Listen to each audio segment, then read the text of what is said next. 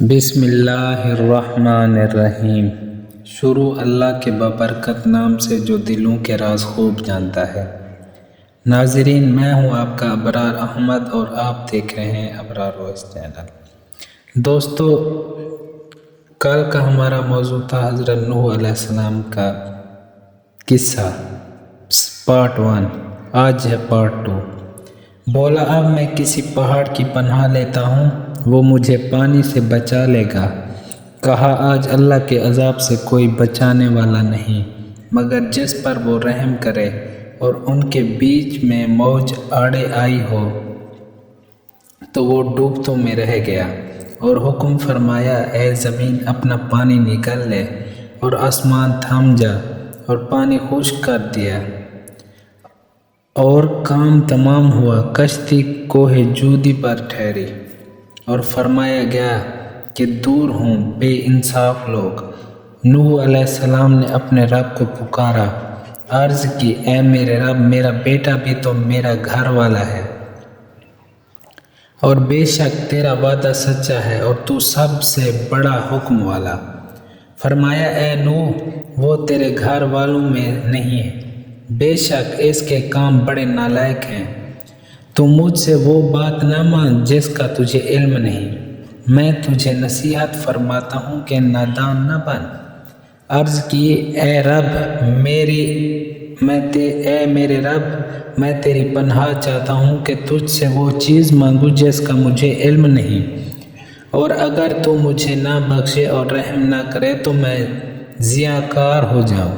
فرمایا گیا، اے نوح، کشتی سے اتر، ہماری طرف سے سلام اور برکتوں کے ساتھ جو تجھ پر ہیں اور تیرے ساتھ کے کچھ گروہوں پر، اور کچھ گروہ ہیں جنہیں ہم دنیا برتنی دیں گے، پھر انہیں ہماری طرف سے دردناک عذاب پہنچے گا۔ یہ غیب کی خبر ہم تمہاری طرف وحی کرتے ہیں، انہیں نہ تم جانتے تھے۔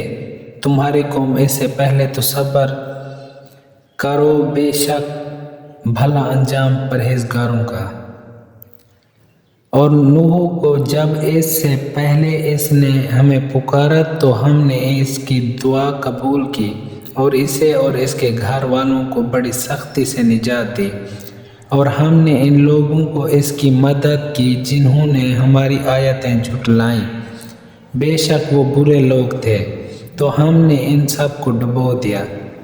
اور بے شک ہم نے نوح علیہ السلام کو اس کی قوم کی طرف بھیجا تو اس نے کہا، اے میری قوم، اللہ کو پوجو، اس کے سوا تمہارا کوئی خدا نہیں۔ تو کیا تمہیں ڈر نہیں؟ تو اس کی قوم کے جن سرداروں نے کفر کیا بولے، یہ تو نہیں مگر تم جیسا آدمی چاہتا ہے کہ تمہارا بڑا بنے، اور اللہ چاہتا تو فرشتوں سے اتارتا۔ ہم نے تو یہ اگلے باپ داداؤں میں نہ سنا، تو نہیں مگر ایک دیوانہ مرد، تو کچھ زمانے تک اس کا انتظار کیے رہو۔ نوح نے عرض کی، اے میرے رب، میری مدد فرما، اس پر کہ انہوں نے مجھے جھٹلایا۔ تو ہم نے اسے وحی بھیجی کہ ہماری نگاہ کے سامنے اور ہمارے حکم سے کشتی بنا، پھر جب ہمارا حکم آئے تو تنور ابلے تو اس میں بٹھا لے ہر جوڑے میں سے 2 اور اپنے گھر والے، مگر ان سے وہ جن پر بات پہلے پڑ چکی ہے، اور ان ظالموں کے معاملے میں مجھ سے بات نہ کرنا، یہ ضرور ڈبوئے جائیں گے۔ پھر جب ٹھیک بیٹھ لے کشتی پر تو اور تیرے ساتھ والے، تو کہے سب خوبیاں اللہ کو جس نے ہمیں ان ظالموں سے نجات دی، اور عرض کر، میرے رب، مجھے برکت والی جگہ اتارو، اور تو سب سے بہتر اتارنے والا ہے۔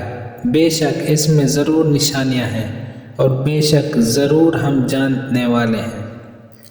نوح علیہ السلام کی قوم نے پیغمبروں کو جھٹلایا، جبکہ ان کے ہم قوم نوح نے کہا، کیا تم ڈرتے نہیں؟ بے شک میں تمہارے لیے اللہ کا بھیجا ہوا امین ہوں۔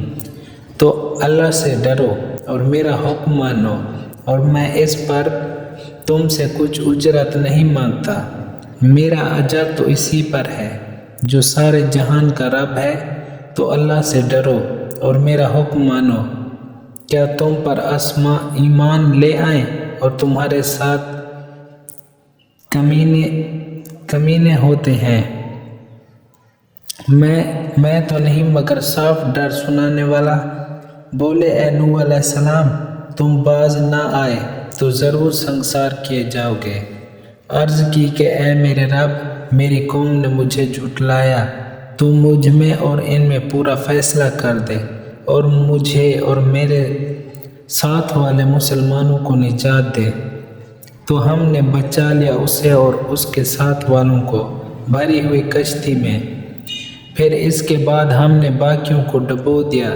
بے شک اسی میں ضرور نشانی ہے اور ان میں اکثر مسلمان نہ تھے، اور بے شک تمہارا رب یہ عزت والا مہربان ہے۔